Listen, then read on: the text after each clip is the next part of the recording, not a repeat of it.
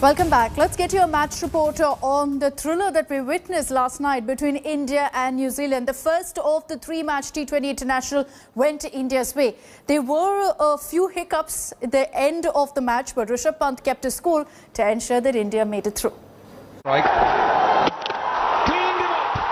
Bhuvaneshwar Kumar strikes. And that is Bhuvaneshwar Kumar's vintage swing was back on show in the very first over as he removed Daryl Mitchell with a beauty. And so clever. He did. What a shot. This one from Martin Guptill and Chapman though got together for a brilliant partnership thereafter, New Zealand's highest in T20 internationals against India. Slow delivery. Crunches it. Chapman got to his maiden T20 50 for the Kiwis before Ashwin got one to crash onto his stumps. Cleaned him up.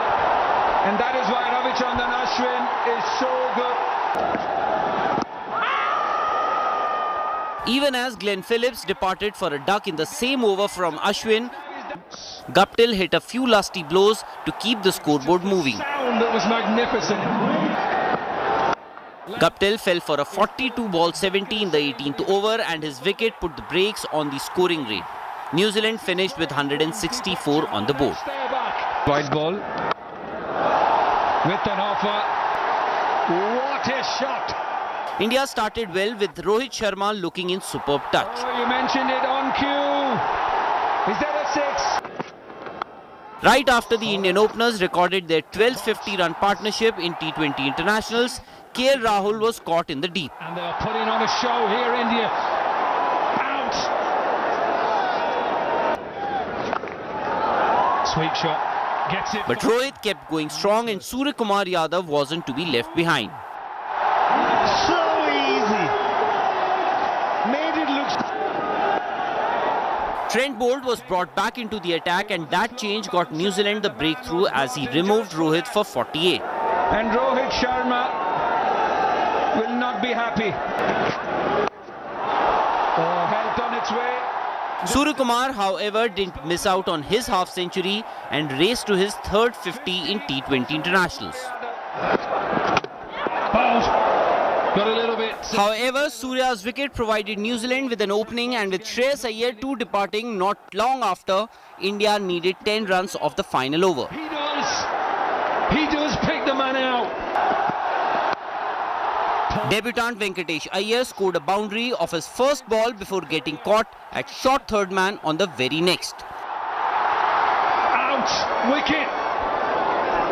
Reverse sweep, what was he doing? Rishabh Pant though kept his calm to give India a 1-0 lead in the three-match series.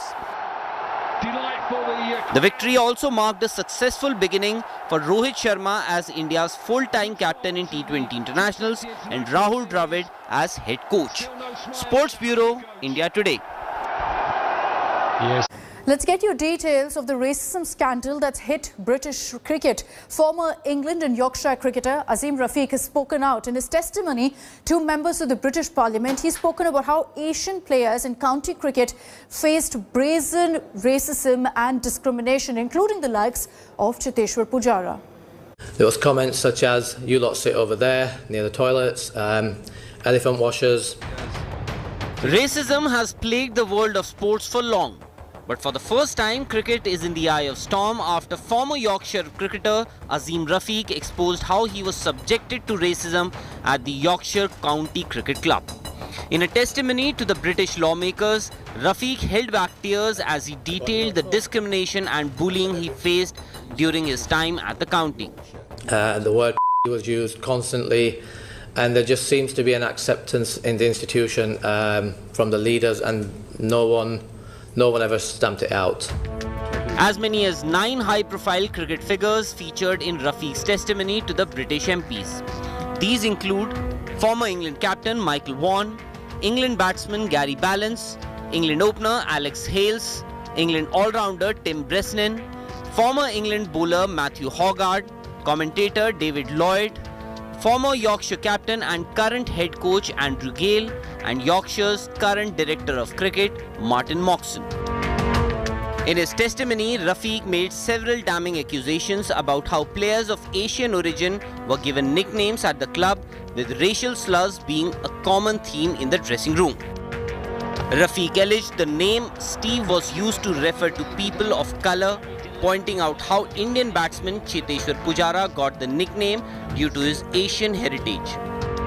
Explaining why fast bowler Jack Brooks named Pujara Steve during the Indians' Yorkshire stint, Rafiq highlighted the rot that plagues the English game since newspapers and even commentators started referring to Pujara as Steve.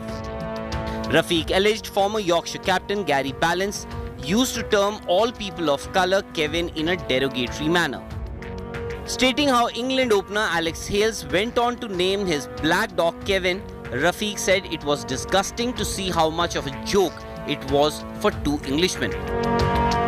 Rafiq also responded to England Test captain Joe Root's remarks, where he said that he hadn't seen incidents of racism take place at the county.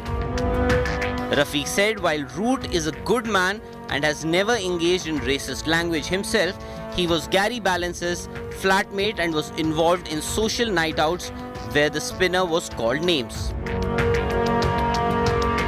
Rafiq's testimony has had a devastating fallout at Yorkshire. Top administrators have resigned and sponsors have made a mass exodus.